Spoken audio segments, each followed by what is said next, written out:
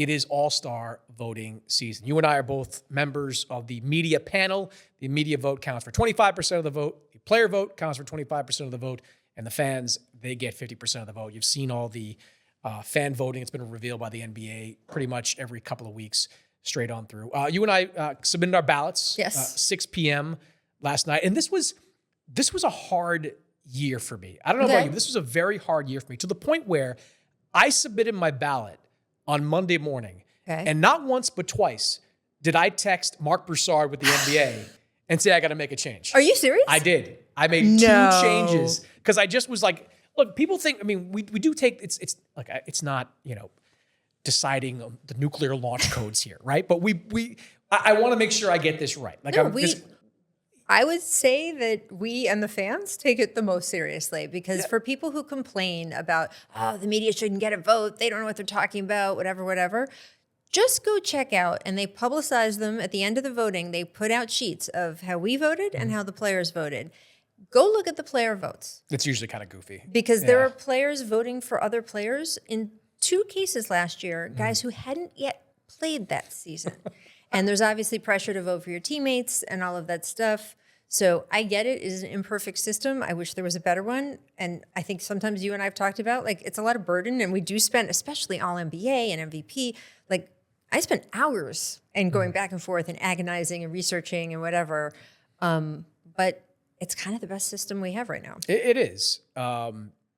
It's 2 years ago I had a rant directed at Daryl Moore, and because Daryl got mad that Joel Embiid wasn't a starter. He blamed the Boston media cartel without naming names. He's talking about me, and he's talking about Bill, and he's talking about Russillo, and he's talking about guys from that area. When the reality was, to your point, like, it wasn't the media. The media voted Joel the starter. It was actually the fans that didn't vote Joel the starter that same year. But we do take it seriously. I send out a lot of text messages to. I basically crowdsource it to scouts. coaches, we know assistant coaches, 100%. Honest opinions. So let's just start there, because we don't need to go player by player. There are some obvious choices on that list. Well, you can run through. Who are the 4 we agreed on both teams? We agreed on. Let's start in the Western Conference. Jokic and Shea, obvious choices. We had LeBron too. Both of us had there. Maybe we start there, because LeBron was not an obvious choice for me. He's obviously put up some impressive numbers this year. 23, 24 points per game, shooting close to 40% from 3, 50+% from the field. Has been durable for this second consecutive year, which is remarkable. He and AD are having a remarkably durable year. Yeah. But I went back and forth on that. I mean, I considered, Anthony Davis for that spot. I considered a few other players for that spot. Like what was your calculus on LeBron? How tough a call was that? Well, I will say that I vote for All-Star a little bit differently than I vote for end-of-season awards and All-NBA, because it is a different event. All-NBA in particular is the record that we look back 50 years ago and say, this is who was good that season, right? And it's about the season. The All-Star game is an all-star game. It is largely fun. The players certainly don't take the game seriously. And it is a little bit more about who are the stars of the NBA, not who had the best season this season, but who are the best players. And I personally would love to see the MVP split into 2 awards, the way the NFL has, where they have best offensive player, which is kind of stat-based, or best defensive player, and then they have the overall MVP, which is just like, who's the best guy? We all know who the best guy is. We don't have that in the NBA. So some people vote on, I know who the best guy is. Who's the guy? Bill Simmons says, if the aliens came down and you had to play a basketball game for the fate of planet Earth, who's the first guy you put on that court, we all know who that is, but that's not necessarily the guy who had the best season. So there's a bunch of that kind of stuff going on. For me, the All-Star game, the balance is more, and we all know who the best guy is versus the best season. And I also take into account star power, because it is a game for the fans to see the stars. And that is not what the rest of the season is geared around. Anything else is geared around, who's the best statistically, or whose record is the best. This is about who are the stars that the fans get to see all play together. That's not the only criteria. But if I'm waffling, and I waffled between the same guys you did, well, LeBron James is the bigger star, and even if you go through him and Anthony Davis, the truth is we expected Anthony Davis to be the heart of the team by now, and LeBron to be just sort of the wily veteran, and that has never happened. This is LeBron's team. And so if those in particular are the 2 guys you're debating against, and the stats are kind of roughly in the same neighborhood, I'm going to go with the guy who's the leader of the team and the bigger star, and it's the all-star game. Yeah, I kind of the same thought process there. And the number of Laker games that I've been to being out here, like every time I go to one and I watch, like LeBron is more often than not the best guy on the floor. Yes. And more often than not, still the most athletic guy on the floor and still the most intimidating guy on the floor. And these things all kind of factored in. So LeBron, Jokic in the front court. Both you and I also went with Victor Wembanyama. And I know there's going to be people out there that say it's not his time. It's not, he's not there yet. I disagree strongly. He's already the best defensive player in the game. I was going to say. Full stop. Like, he's the best defensive player. He will probably be unanimous for Defensive Player of the Year this year. In and of itself, that would warrant consideration to be a starter. But he's also an improved three-point shooter. He's kind of doubled his attempts too, I think, this year. While giving you, around 20-ish points per game. He's a stud. Flat out. Year 2, this is Victor Wembanyama's league. Yeah, I mean, it is his time. Go to a Spurs game. If you see one in person, I promise you it is his time. He is going to be Defensive Player of the Year, therefore it is his time. It's not his team's time yet. I think that's the confusion sometimes. The last time the Spurs lucked into this kind of extravaganza draft-wise, it was because David Robinson had missed an entire year. They were way at the bottom of the draft, and they got to draft Tim Duncan. And then the next year, David Robinson came back. And that was an incredible team from the point that David Robinson came back and Tim Duncan, from his rookie season on, had arrived. Well, Victor is not playing with David Robinson or even Tim Duncan for that matter. His team is not there yet. But trust me, if the situation had been flipped and Tim Duncan for some reason was still on the team and Victor was drafted on with him, it would be his time. Mm-hmm. So it's not because of him.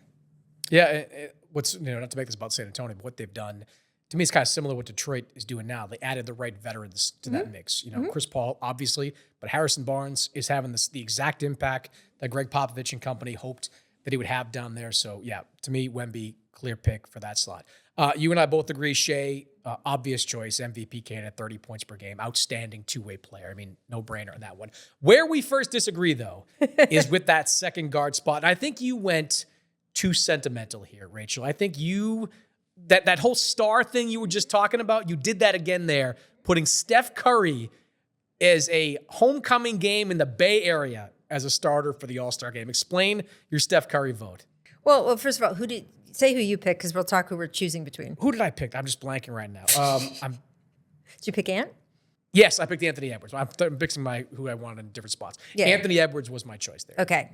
That was one I went back and forth. That was a Mark Broussard text as well. Oh, so, yes. Okay. So you did make that sentimental choice at one point. Anyway.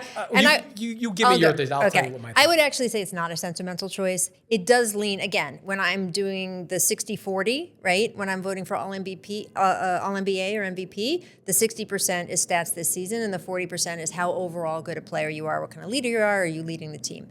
When I do All-Star, the 60-40 flops in the other way. To me, how good a player you are you leading the team? Are you the guy that if they took off the court, the team would fall apart? Is the 60%, and your particular stats are the 40%. Mm-hmm. So to me, Steph Curry there is a little bit more of that flip.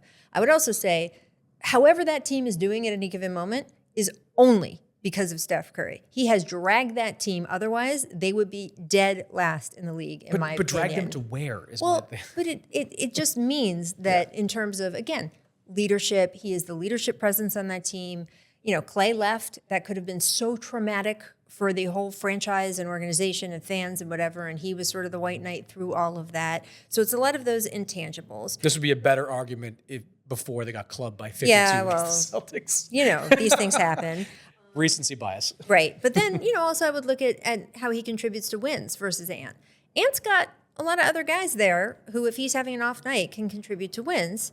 And it also means that he can focus more on his stats and his game.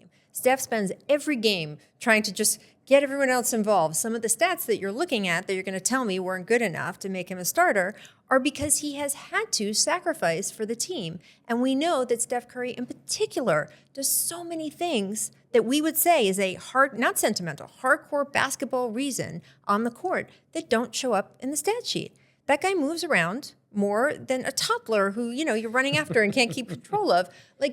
It's incredible. And I just think that what he has done for his team and what he has done on the floor legitimately kind of pushes him over, and then you get to that, full 60% of the games in San Francisco. First of all, that spot on the ballot doesn't really matter what anyone in the media votes. That spot's going to Steph Curry because the fans so overwhelmingly the fans are going to overwhelm the players. Want him to do that. The players will want him to do that. You're right. You're right. It really doesn't matter. This was a tough one. Like my instinct initially was Luka, but then I'm looking at like 22 games. You can't do it. You can't do it.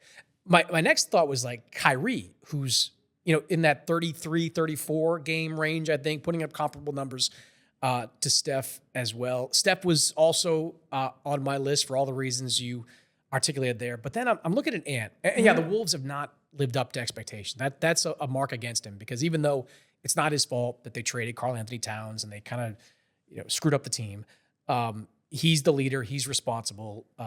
But he's still giving you 26 a game. He's still shooting like 40+% from three. His efficiency numbers overall are pretty solid. And then I look at the other side of the floor. Like defensively, he's really good. Like, and and I thought to myself, if I'm going to credit Wembanyama for if that's going to be a criteria for Wembanyama, I got to make it a criteria for Edwards. So to me, his defensive presence gave him the slightest of edges over those other guys in that backcourt. Well, that's a nice academic discussion between the two of us, but this is one where the fans, you will get the final say. I guarantee you on that one.